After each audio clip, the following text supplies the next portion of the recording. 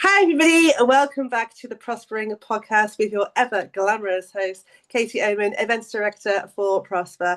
And I am so excited to have another wonderful guest for you all today. We're going to have a really good chat all about the work they do, who they are, and what led them to this path. So it's going to be great, as ever. And I want to introduce you all to the wonderful, very colourful today, may I add, Tony Mallett.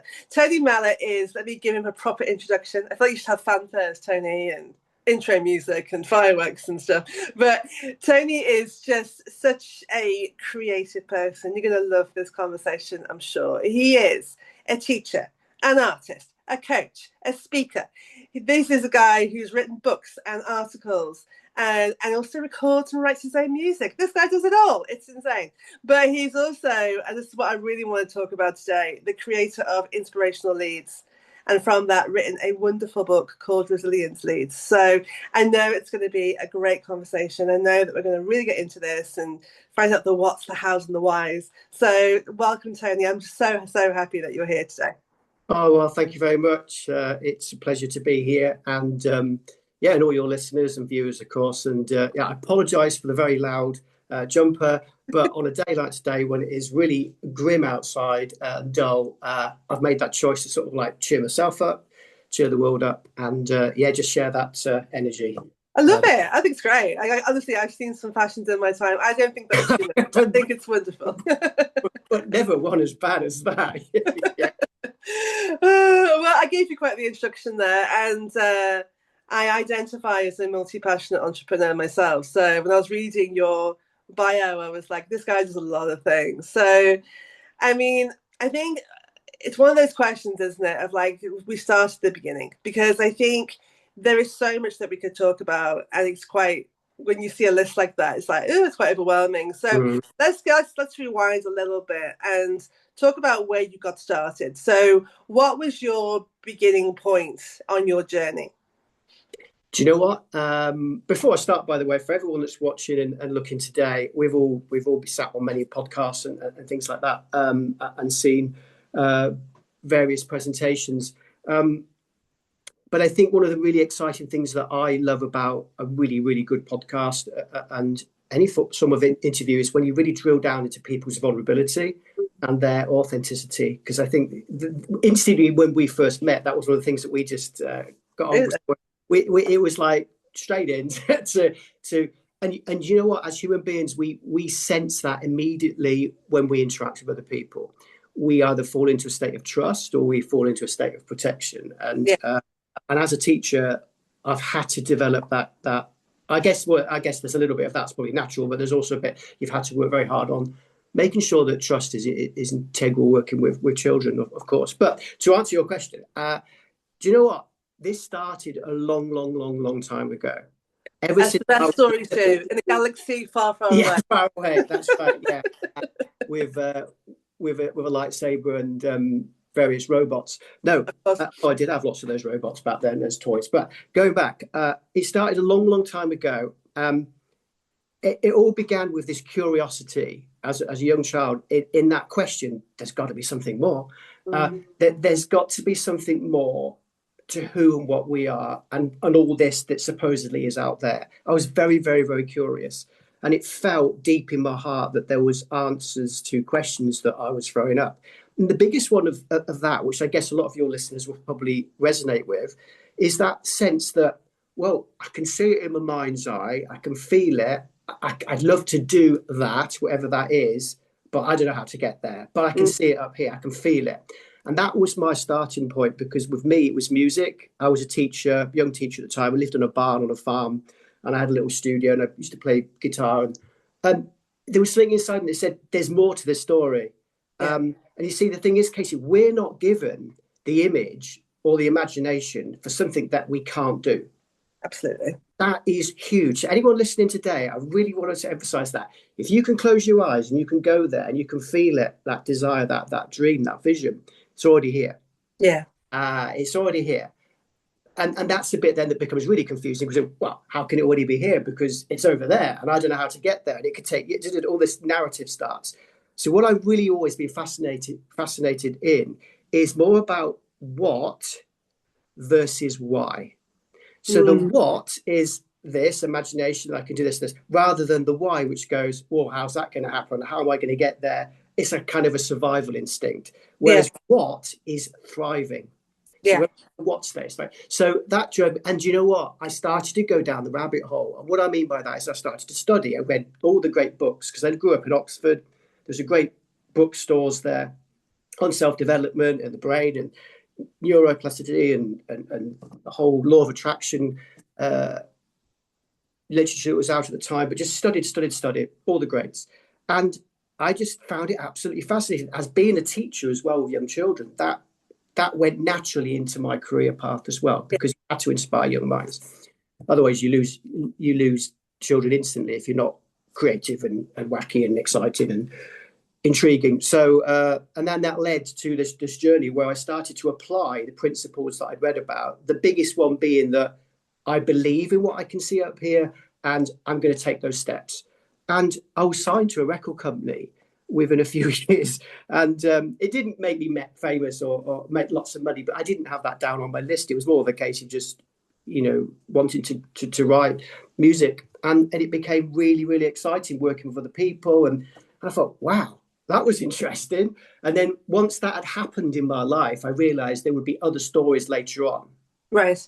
Which there are. And again, a message to all your viewers here.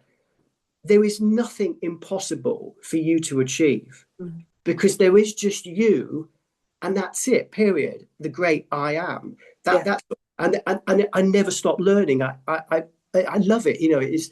And even now I'm still learning and fine-tuning this journey.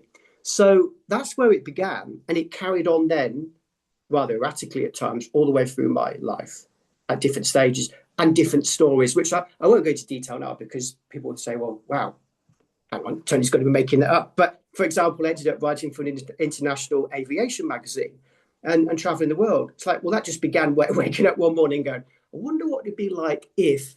But I think the problem is, and I think this is a problem for a lot of young people today in our AI world and social media. We're not taught from a young age now to dream big like that. We're told, well, how are you going to do that? Do as I did, and it sounds like a fantasy. It sounds too etherical, but that's what we are, and we've lost touch with that truth, I think. It's beautiful. It's beautiful. So, I mean, a question's popped into my head. I think it's probably quite a philosophical, esoteric question, but we know, having talked previously, that we can both kind of go there. So who is Tony? Who was Tony then? And who is Tony now? Oh, that's a really, really good question. The Tony then, highly curious, but still, I'd say half of the cup was doubt. So you can read and you can study and you can apply and you can have little tasters of so-called success, however you define that word. But it's always balanced out with the hardship of being a young teacher, and it was hard where I was teaching. I had a lot of challenges. It was hard until, great story to share everybody. Until one day I was shopping in Morrison's, and I was working up in Yarm at that time, northeast England, near Middlesbrough, and I had a heavy day at work, and there was this sort of dreamy, creative soul Tony, but living in this very, very harsh environment where it was tough, working with very, very difficult children. And anyway, I was shopping, and I brought this marrow because my mum always used to get a marrow. It's not always. I did eat marrow all the time, and put mince inside and put it in the oven. I thought, I'm going to buy a marrow, and I bought this marrow. And anyway, this old lady came up to me and said, she said, what are you going to do with that marrow? I said, well, I'm going to stuff it with mince. And she was like, oh, that's really interesting. And she said, Anyway, she looked, and I knew there was going to be more here, Katie, because she goes, what do you do then? And I told her I was finding it quite hard. And she looked deep into my eyes and she said, yes, she said, but you needed to have that journey, that experience. You needed to have that. Now, at this point, it wasn't all going to be easy. And I thought, what does she mean by that? And this is a true story. I turned like this, and when I turned back, she disappeared. Oh, yeah. I thought, wow, is that ever good? And I never forget that for the rest of my life. And I thought, what she's saying is, it goes back to your question. There was the half and half, because, that's how it's always going to be. You've got to have contrast to feel and experience. So there was that but stick at it, you know, because the one serves the other. So I just kept going. And the difference now between then, because I kept going, was that now a lot more self-assured. I guess as you get older, we all generally feel that maybe, but it's deeper than that. It's more of a sense of just, I'm just going to accept that's who I am. That's how it is, and go with that faith, and not allow the doubt to keep creeping in. For example, just so everybody can kind of paint a picture around that. Let's say, for example, you wake up in the morning and you feel pretty lousy. You've had some bad news, or it could be a health issue, it could be money, finances, it could be a whole host of things. But there's something, we all get this. This thing is like cha-cha-cha-cha-cha-cha-cha-cha. As somebody once said, it's like the mind is like riding bareback on a horse, out of control, you know, and it is like that. But what I do now, which is so powerful, right, is I stop and I go, well, who is Tony? Who am I? And I'm able now, which I didn't do back then, put an answer to that in, which some people could find like, whoa, that's too big. I am of God. I am that I am. And it takes a lot of study to get there. That's what I am. This is the I'm saying. And from that, you just relax into a state of like, well, if that's the case, I can declare 100% how it's going to be and not allow the chatter to take over. So it's a lot more centered and calm. And you know, if you're having a shower in the morning or making breakfast, there's a great Thomas Troward phrase, which I would recommend everybody kind of learns. And it's this, which is, my mind is a center of divine operation, always for greater expansion and fuller fulfillment. Not the center of, but a center of. That does do something. It does. It's always about, and I love all like we call the aha moments, as Oprah would say, you know, the big kind of epiphanies. And the use of language and the use of the way you phrase things can really help you to perceive things in a very different way. And I think saying rather than it does. I feel that is really powerful stuff. Yeah. I mean, even last night, it was late. I always stay up very late. It's why I'm a night owl rather than an early bird. And I just sit quiet in the living room, and maybe I might watch a little bit of TV, but it's generally in the back. But anyway, I was just pondering this and just calming everything down and going, wow, it is just that. You know, it's just you. I mean, here's a great example, because I love models. I mean, I'm surrounded by models, but one of the things about being a coach and also being a very creative soul is that, and also still working with children, is that I love making things, because when we make things, we remember things better and it makes it more fun. But I want everyone to imagine that if you think about it, that every now moment is a frame. Click, and then you've got another click. Oh, it's gone to another one. If you can imagine your day running like that the click frame 2 seconds before is not the same one that you're in now, and then the next time. I mean, it's deep, and it's very challenging for the mind. But if you can just embody that kind of idea, then I thought about it and thought, well, if you could imagine that all of these are like frames of film with the different frames in, and they're all mixed up together, that you could be on one frame. Like, let's look at this one here, right? Where, let's say you're in a sort of a slightly negative mood about something, and then click, you go to the next completely different frame, separate. However, you've blended across a very similar vibration from the one before, because you're not doing that. Hang on a minute, who am I really? I can choose to think differently. So you're on separate frames, but it's like how can I explain this to other people? So, well, imagine the spaghetti here. You can go click to click. That's a different frame, but it's on a different arch, and that's how I kind of visualize it. And you know what? If you try it, it's really, really powerful. If you just go through your day and go, well, stop. Hang on. I can choose in this moment. I can choose. That's my power, to choose how I feel. Yes, 100%. 100%. I totally agree with you, because I always say you are not your thoughts. You are the watcher of your thoughts. And you know that, because even when you're not consciously thinking of something, thoughts still come in your brain, right? Yes. And a lot of it, as we know, I mean, I'm fascinated by psychology, is a lot of it is not our voice. So it is your mum's voice, your dad's voice, your teacher's Yeah. voice, your society's voice. And it's like all these voices inside our head. And it's trying to, I think, disassociate, should not, obviously, not, when I say that word, I don't mean like in a negative way. I mean, disassociate from the thought in the moment and go, hang on, whose voice is in my head right now? That's right. And this is my truth. Because a lot of times, well, if you ask that question, you'll go, oh, that's what my mum used to say. Or that's what my teacher used to say. Or that's what society says. And it's like, okay, well, what do I think in this moment? And I think, yeah, so I like the whole frame and the model you've made. I think, yeah, I think we have way more control over our thoughts than probably we ever perceive. Yes. And I believe this is something which should be taught more accurately at a younger age in schools. Yeah. But I think that the knowledge is so uncommon at the minute, although it's becoming more popular, or let's rephrase that, the way in which to teach that is quite hard. You've really got to be able to engage and be able to connect with young minds in a very skillful way to that be successful before it becomes humorous or something. Yeah. And I think that's one of the things that I absolutely, and again, going back to your question, gratitude, oh, wow. I mean, right, regardless of whatever's going on, if you're now aware that you're living in separate frames, you can choose in that frame to find one thing to be grateful for. And I'll do it right now to show everybody just how you can do this. I'm grateful that I've got a lovely view out of the house and there's a plant in front of me. And on this call with you, of course, Katie, I'm grateful for that. And that this morning's been spent in a very positive route. That's all it needs to be. And then do is the next frame that follows that has to, by law, connect with that vibration to a better one. And I heard this once from, I can't remember the source, that said that the secret to life, it sounds selfish, but it really isn't, is to choose that every next moment is your greatest point of excitement. If you can. So from now, say we finish this call, and I will do this, everybody. Hey, folks, I'm definitely going to do this, or everyone listeners, right?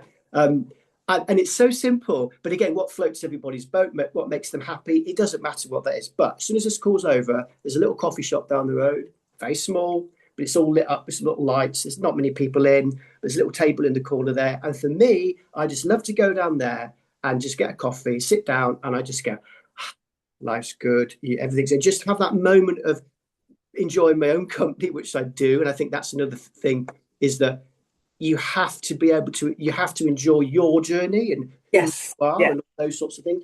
And I'm looking forward to that. And that would be that's how I would do, follow your next point of excitement. So it doesn't have to be massive. If you enjoy washing the car, then go do that. Because by law, that will lead then to the next greatest point of excitement, and the next that will lead you ultimately to your higher goal, if you like, or dream. That's so powerful. I love that. I've heard a lot about glimmers, and it's the opposite of triggers, and choosing the glimmer, choosing the gratitude, choosing the magic, choosing the light. And it is a choice. And I think that is a really powerful thing as a takeaway, is how can, whoever's watching this, how can you bring more of that into your day? So thank you for sharing that. That's awesome. So I wanted to ask you, obviously ProspHER is very kind of female focus as a company, because of course we're all about supporting women on their professional journeys. And so what was it for you that excited you or intrigued you or got curiosity about ProspHER? Because I think a lot of what happens with, there's so much division, right? And we live in a world of polarization, right? So it's to go, well, we're a female-led company for women, so obviously then we hate men. And it's like the decentering of men. So it's like, even when we're trying to support women, it still has to be about men. And it's not about that. But I genuinely, what I love is the allyship, and to have men who understand what we're trying to do and why, and are not fighting against us, but are supporting us. So that's just my take. It's quite a long question. But so for you, what was it about ProspHER that you were like, these guys are doing some interesting work? Well, I think, you see, when I went to college, teacher training college, I went to a teacher training college literally on the edge of a cliff in Scarborough. It was then called North Riding College. And honestly, Katie, it was like Hogwarts. from Harry Potter. It really was. It was just like, you imagine the children when they go off to Hogwarts. That was it. That was exactly what it felt like. But in every year group, I was there for 4 years because I did a B.Ed with honours. Every year group, because of the nature of teaching, it's primary, you had 10 lads without like maybe 100 to 90 girls.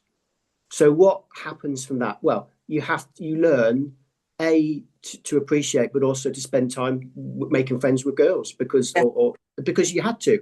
And it's funny because I was talking about this to my wife the other day. She calls it my harem, but I have all my best friends, excuse me, are women. I have about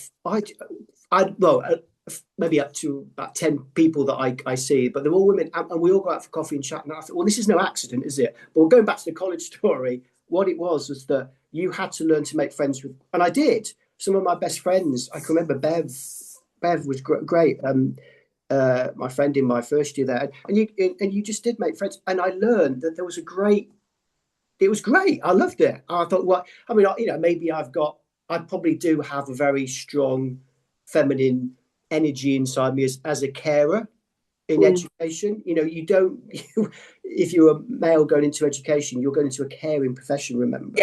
Yes. So there's a very strong element of empathy, understanding, communication. All of those are very female qualities without being too generalistic. But so I learned to make friends with, and that was great. And I really appreciated that. And that's all I think on it. So of course, when I left, it's just carried on. But there was a radio program about this the other day. I think it was on Radio 2. I was listening to it in the car. And there was an argument about whether when men go out together and meet, whether it's a different conversation when women go out to meet. And they were saying generally it is, because men have a lot of bravado. Generally, not. Yeah. But anyway, all of this is kind of noise because I don't really try and... So going back to your question, I met Serena at Climb 24...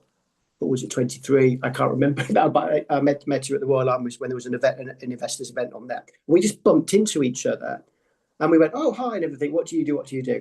And again, it goes back to that instant communication. We both looked at that. And I know Serena said to me on the way back on the train, she couldn't stop thinking about the short conversation we had. Because here's the thing, when you meet somebody that's like really, really passionate. Yes.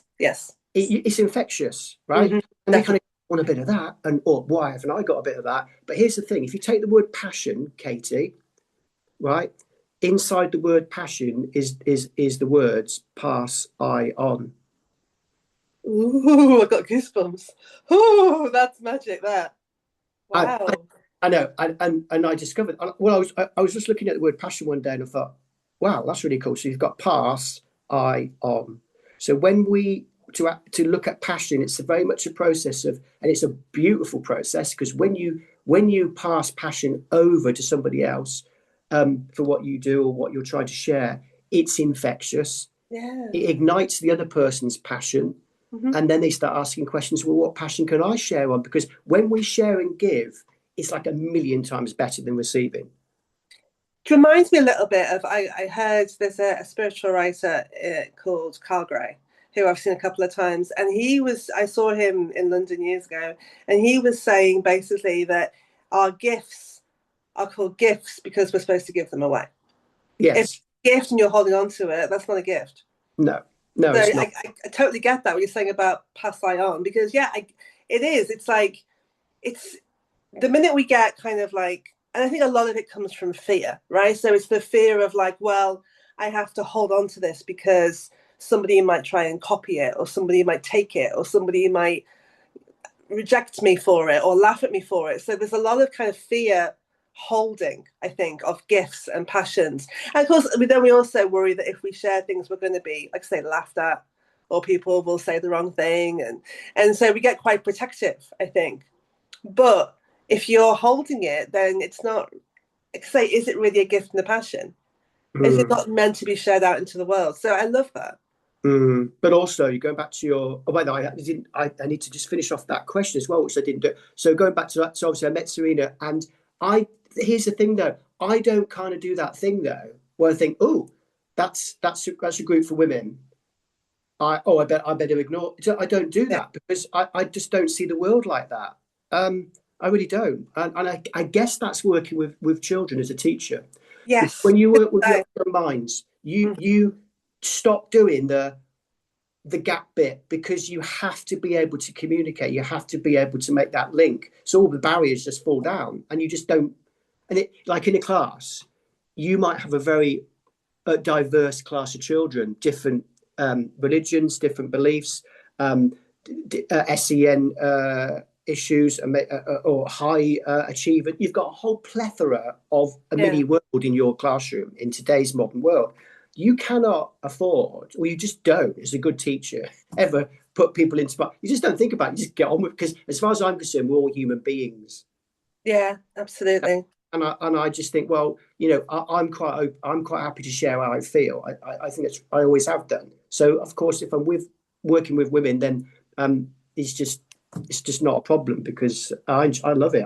I think, well, again, huge generalization, but I must get a very deeper level of conversation, generally speaking, from groups of women than I do from men. I know of one other person who was my best man at the wedding, who was my dearest friend, who I can sit down and really dig down. But it's actually quite not always easy. No, it's not. And like you say, there's lots of blocks, and there's lots of expectations, there's lots of structures, limitations, there's so many things genderized, right? So for women and for men. And I was going to ask you about that, because it's like, as a teacher of young people and seeing the world now that we're in with all this division, but also progressing at the same time, you think of technology, AI, and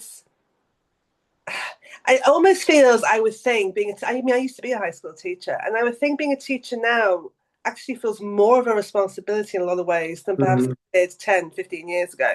I mean, I know that you've been a teacher in many different guises for a long time. Have you seen that role differently since you've been in it? And how do you think, it's a two-part question, I suppose. So it's like, has it changed for you? And how do you see young people? How do you see that? I suppose, how do you see the role of teaching and the responsibility of that now? Well, it was good teaching's always been about inspiration. In fact, the word education comes from the Latin educa, which means to develop or draw out from within. Mm-hmm. So education is not about cramming information in. It's about, that was my whole when I first left, because I took a huge leap and just quit my job in 2017 as a teacher, because I knew there was this other calling. Anyway, but the first thing I did was try and come up with some kind of like symbol for that I could actually show people. And again, going back to your question, I will come on to this, but the point being, it's always been about inspiration and knowledge, but it's even more so now about inspiration than it ever was before, because I meet so many confused, distracted minds in young people with low self-esteem, just confused because of all of this noise that's around us at the minute, which I didn't have as a child. There wasn't that level of noise, and you learn to be creative because you had toys to play with and building blocks and Lego, or drawing was always a great thing. I love to see children drawing, so I say don't ever stop doing that. That's your idea. In fact, even somebody I'm teaching today did like a little design, say whatever you do, don't stop doing that, because that's not AI, that's come from you. And that, all right, AI could probably do a nicer, better job, but here's the point: AI will not give you that feedback that you've just received because you've done it. Yes, absolutely. It's huge. So I think, to answer your question, it's even harder now than it ever was, because there's confusion out there, and there's a lot of very unhappy minds, and the gap is getting bigger and bigger. And that's why I came up with this idea of Dale and Lead. And Dale is a lizard who hates his life. He's confused. You can see he's very sad there. And I thought, how can I communicate? It goes back to your question beautifully, by the way, Katie. Most organizations, or even within teaching, or even in somebody's life, work in this order. They wish they had a greater desire. Then they would achieve more if they could get their desire sorted, they could achieve. And they'd be emotionally, the E for emotion, more resilient. And then finally, they'd be liberated. And I thought, we're doing this the wrong way around. Yeah. in school, to get here, we'd say, right, if you want to get liberated, we're going to have to put in performance management. We're going to have to put in more tests. We're going to have to push and push and push. But you have to liberate first. So I turned it round. I turned it round to this guy. Well, actually, she's a female chameleon. There you go. So it was originally male, but I changed her to a female because I thought in the book, I want my role model, and this is the role model who mentors Dale the lizard, to be female. Yeah. I just felt that was good to do. So now the journey is liberate the person first, tell them who they are, what their power is, make them feel different. Then they become emotionally stronger. Then they achieve more, and finally they achieve their desires. That's amazing. That carries. So if I go to tutor a child, I always say to parents, when I leave after that first hour, you must ask your children, do you want Tony back again to teach? And if they go, nah, then we don't, because there's no point. You have to it's never happened. They have to feel comfortable, trusted, and inspired. So I spend that whole hour just being Tony and just showing lots of toys and objects and just laying it on, so they kind of go, wow, what was that? And then you sorted them because you've laid the foundations of curiosity. I love that. And it kind of comes full circle back to ProspHER, because when I came on board with the company in 2022, I said to Serena, the whole thing is that it's very holistic.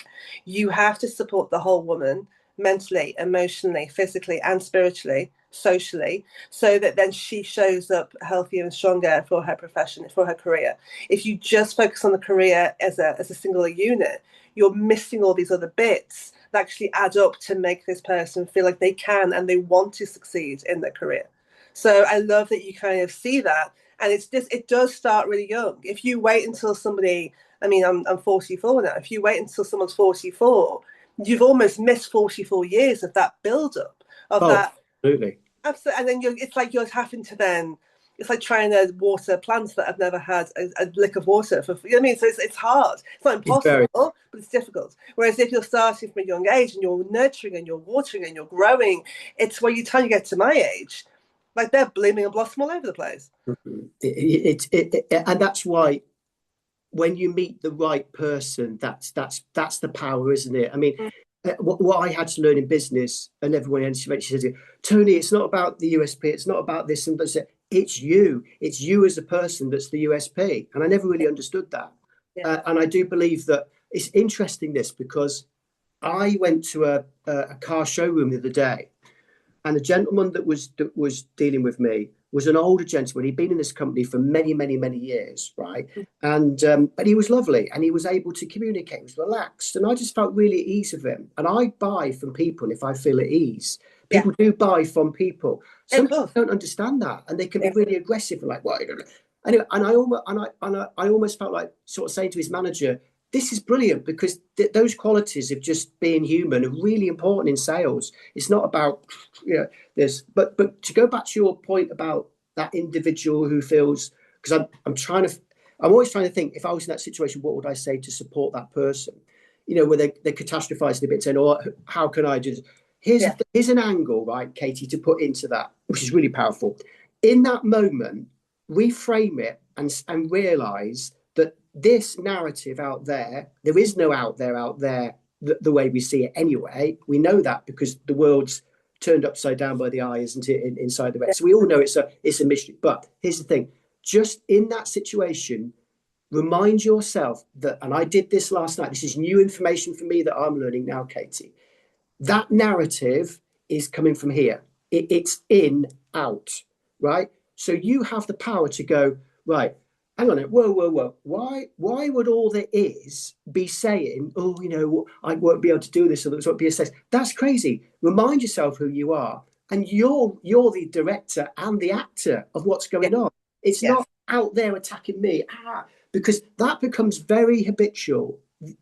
And a lot of people suffer from this, where the outside world is, you're the victim, and it's that's caused this. It's not. It's your story. But then somebody could say, "Oh yeah, but do you mean I've created all that? Oh, that's really bad." No, but remember the frames.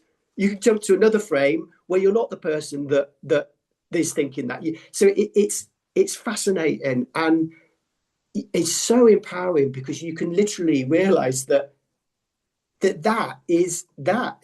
There's no limit. There's no limit.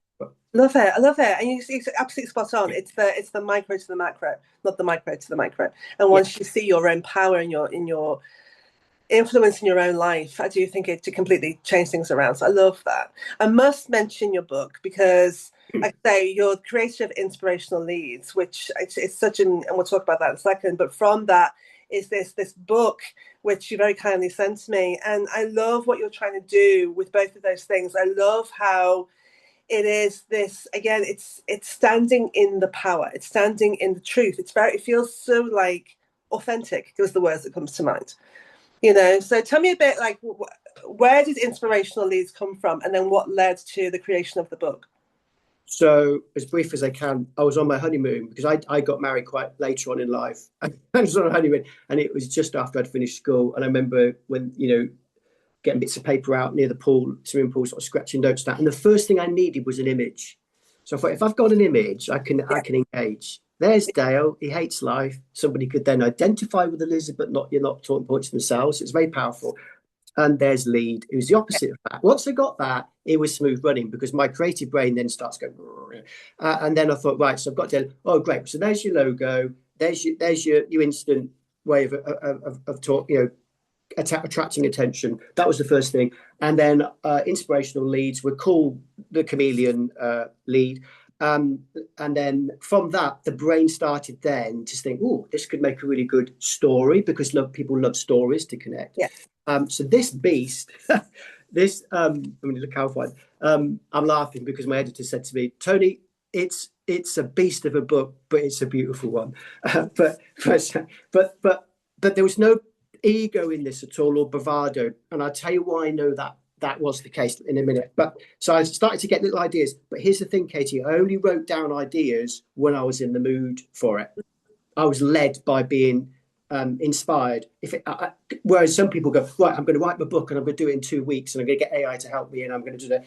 A lot of that can be very ego based because I've got to get it out there and I just didn't work from that, and I'm still not pushing books probably as hard as I should now, because I have to question, well, why did you do this? Is this about, and I did it for the reasons you just said then. Tony, you sent me this book. I love that. That's it. That's the thing, right? Now, if anything else comes from that, great. But in a minute, that's so important. So started writing, but I wanted to write a book where I thought I could write a book that would be a handbook for somebody at a transition in their life, whether it's going to college, a pupil going to secondary school, a person at change in their life or new career, that could give them all these sort of skills I wish somebody had handed me when I first started teaching. So I wanted a chapter on resilience, I wanted something on mindset, I wanted something on spirituality, I wanted a whole package. This took me 8 years to write. Wow. And it was a beast. But I say, in between the factual information, I've interspersed it with the story of the two characters. Yes. And that just takes some of the heat off a bit, and it gives the storyteller in us a chance to relax into that, and you jump back into. So, and also it's a book you can dip into. So if you've got somebody going for an interview and they say, well, they're going to ask me about critical skills or soft skills, there's a whole chapter on that. So it's like a reference source. Yes. That was my intention. Now I'm going to be really authentic and honest now, Katie. And by the way, the cover, going back to your point before, my editor was like, you've got to have the standard blue cover with the big bold writing on, like all the other business books are. And that's my artwork. And I went, no, but it's called The Jungle of Work Life, How to Thrive. I want this scene with the two characters. I don't know if you can see the just down the bottom there. I wanted that. That's because that's me. That's what I'm trying to teach people about creativity and business. Wouldn't it be crazy? So I stuck with it, and she was like, "Oh, we're taking it." Anyway, when it was rolling off the press, she was like, "Oh my god, it looks so good! It looks so good." But even now, I get people criticizing me for that. I meet strict business people. Say, "Oh, no." But I think, do you know what? Again, right? Reframe. This is your story. How are you telling this story? How are you going? Are you going to take that as an insult and like, oh god, I've done it all wrong? Or are you going to go, no, it's my reality. It's my story. That's not solipsism, by the way, where the whole world revolves around just you and there is just your universe. It's not that. There's Katie's universe as well. We're interacting, but there's still separate stories. So that's how the book came about, and now I've done the audio book as well, which was really interesting. It took a long time. So we've got that as well. on Amazon and things. So yeah, but I have no idea.